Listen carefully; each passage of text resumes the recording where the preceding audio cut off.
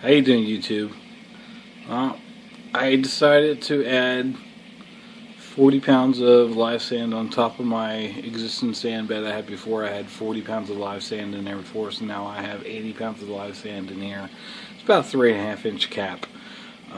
Since I added the live sand on top of the other live sand, I didn't mix it in. I had a major phosphate leach from the new live sand, which caused a massive hair algae outbreak. After weeks and weeks of picking and dipping, getting rid of the hair algae, I still got some on the rocks, not much, but my cleanup crew is taking care of that. It's doing a heck of a lot better. Water parameters and everything since I've been starting to dose have been phenomenal. There's lots of new growth on this Montipora. It's about a ½ inch of growth on each one of those extensions. So it's doing really well. Lawnmower Baloney is loving eating all the algae. He's getting so fat. Goniopora is doing fantastic. I decided to do a little experiment with this green mushroom. I decided to take a razor blade and cut it in half because it wasn't splitting. I've had it for about 5-6 months now. Hadn't split at all, so I decided to take matters in my own hands and I just cut it in half, see if that'll help it split.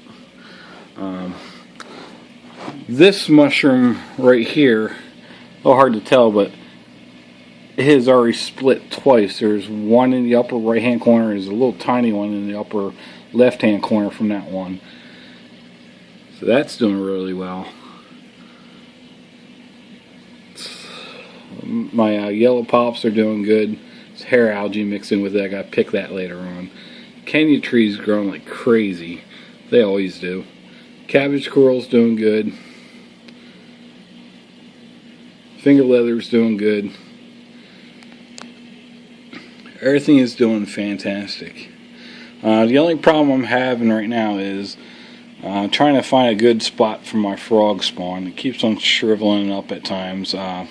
It has grown a little bit. It shriveled up the other day, so I figured it might be due to where I had it placed. So I tried to move it down to sand bed again. See how it does there. A little less flow. Maybe the flow was affecting it somewhat. Lights are off right now. It's just on moonlight mode right now, so tank's still asleep. But everything, sorry for shakiness, is doing really well. I have a piece of Kenya tree right there, doing good. There's a little piece over here, doing really well too. Hoping in a couple of weeks, once I get everything under control, get all this hair algae under control, I can add some more coral. I had to scrape the back glass like crazy because it was carpeted with green hair algae like that the whole length all the way up. It looked like a field of green hair algae. It was really, really bad. And all my fish are extremely happy. The water clarity is unbelievable. I mean, I have no problem seeing all the way across the tank like it's right here in front of me. It's fantastic. I do have to say I will never buy live rock again at Petco. I bought their live rock there, and it looks so nice and purple. Well, I go to scrape it to help get it to spread, and I find out that they spray their rocks purple with I have no idea what, and it's not actually coralline algae. So beware if you shop at Petco for the live rock and you pick the stuff out of the tank that's all purple. It's not coralline algae. I have a couple pieces with encrusting coralline algae that I've been growing since I've been 2-part dosing, and you can see a total difference in how it's made and how it's encrusted. Like, there's a good example right there. It's hard to tell with the lights being dimmed to moonlight mode, but it is so different in color and shape and texture. So I'm going to take this rock here, turn all my pumps off, scrape it, and hopefully I get the spread on all my existing rock I have in there. Now that I've been 2-part dosing for a month,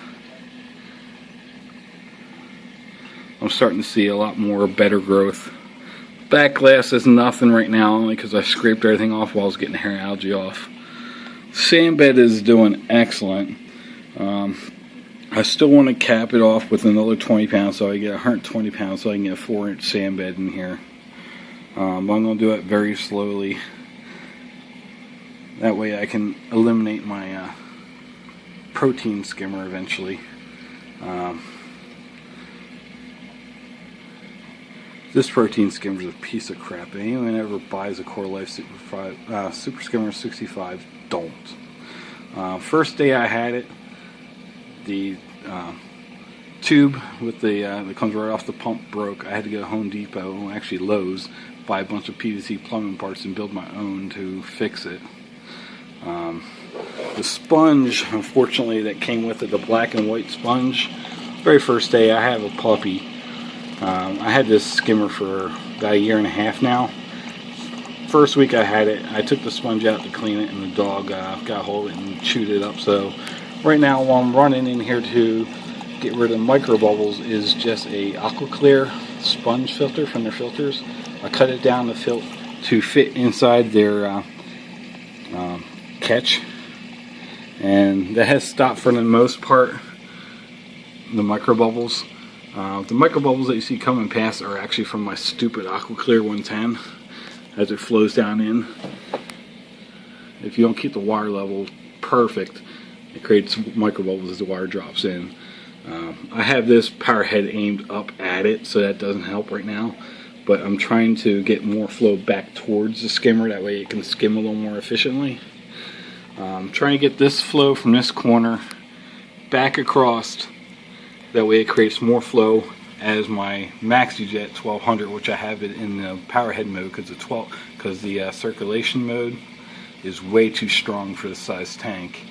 It can blow across my Acropore, that way it gets good flow, and it creates no dead spots in the tank. My sand bed is absolutely clear.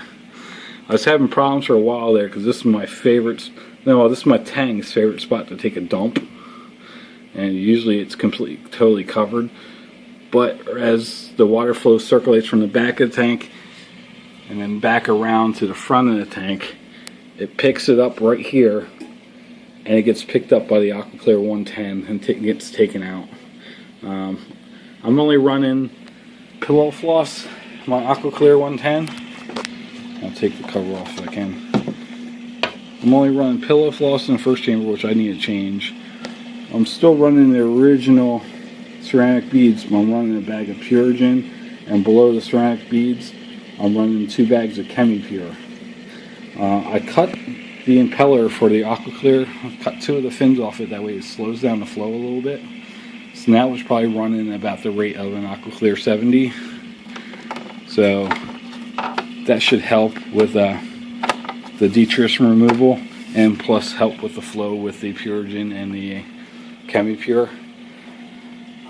Was planning on turning this into a modded refugium, but I decided to skip that idea because I have a 20-gallon laying around. Let me get this stuff out of here real quick. Let's do a little research. This is my logbook, my fish tank. An old 20-gallon. I am going to be baffling it, making a center fuge section and then a return section. But I have to find glass. My local glass company wants way too much money for this. That way I can get a better protein skimmer right in the first chamber where the water comes in. It'll flow over this baffle at 9 inches, underneath this baffle, and back out at 8 inches, across this fuge section, which is about 11.5 inches long, so I can get a nice 4-inch deep sand bed in there. Then I'm not using a baffle over here for microbubbles. I figure by the time it gets to this trap here, all the microbubbles will be gone, and it'll flow back to the tank in this section here. And if I have to, I have 6 inches of room to play in here. Depends on the size of my return pump. I should, if I need to, put one more baffle in. So, alright, well, let me know what you think. Any suggestions? Comment, rate, subscribe, do whatever you need to do. Talk to you later. Bye.